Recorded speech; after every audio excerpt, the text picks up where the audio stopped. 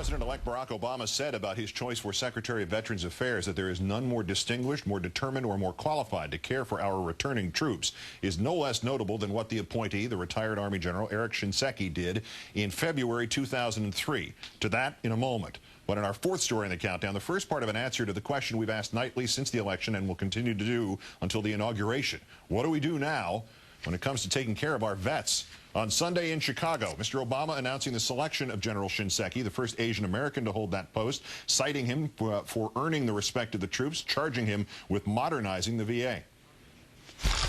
No one will ever doubt that this former Army Chief of Staff has the courage to stand up for our troops and our veterans. No one will ever question whether he will fight hard enough to make sure they have the support that they need. He has always stood on principle because he has always stood with our troops. And he will bring that same sense of duty and commitment to ensuring that we treat our veterans with the care and dignity that they deserve. Shinseki, a graduate of West Point, of course, served 2 combat tours in Vietnam where he lost part of his foot. In 1999, he became the Army Chief of Staff. And it was a month before the U.S. invaded Iraq that he infuriated the Bush administration. During 2003 testimony before Congress, he estimated that, quote, several 100,000 soldiers would be needed to stabilize the country. The general was rebuked by Deputy Defense Secretary Paul Wolfowitz, who called the comments, quote, wildly off the mark.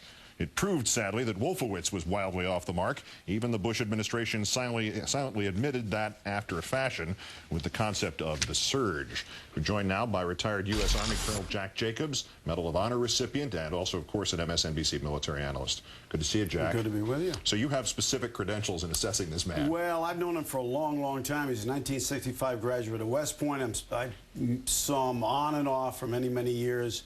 And I was his faculty advisor at the War College. I can tell you that he is very brave and very, very smart.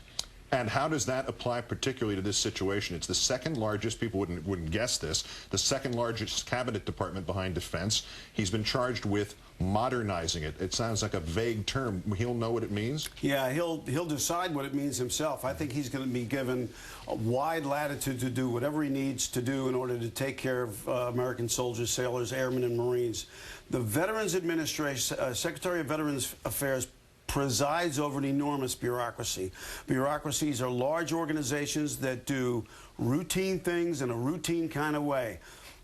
If you throw them a curve, present them with a large number of young people with traumatic brain injuries, for example, or amputations, it goes into overload. It doesn't know how to handle it, can't handle it, and doesn't serve the people properly. And his value and his experience applied to that situation where it's 2008 in war terms, but it's still 1978 in terms of treating the wounded. Or maybe even earlier. Yeah. I mean, they mean well, but they're not organized in order to do it properly, which means that he's going to have to do 2 things as the Secretary of Veterans Affairs. He's going to have to reorganize the organization, and that's going to take a lot of work, and he's going to get a lot of lip from the Congress, maybe even some from the Secretary of Defense, but maybe not as much as you might think. And second, he's going to have to streamline it. Whether he is able to reorganize it or not, he's going to have to streamline all the processes which are there to take care of our troops.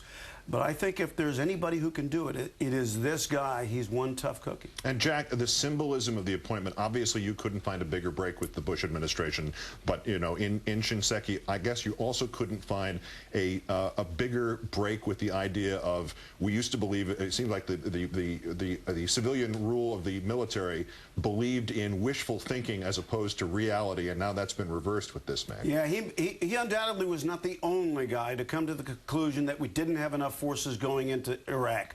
For one thing, everybody studies this when he's a young soldier.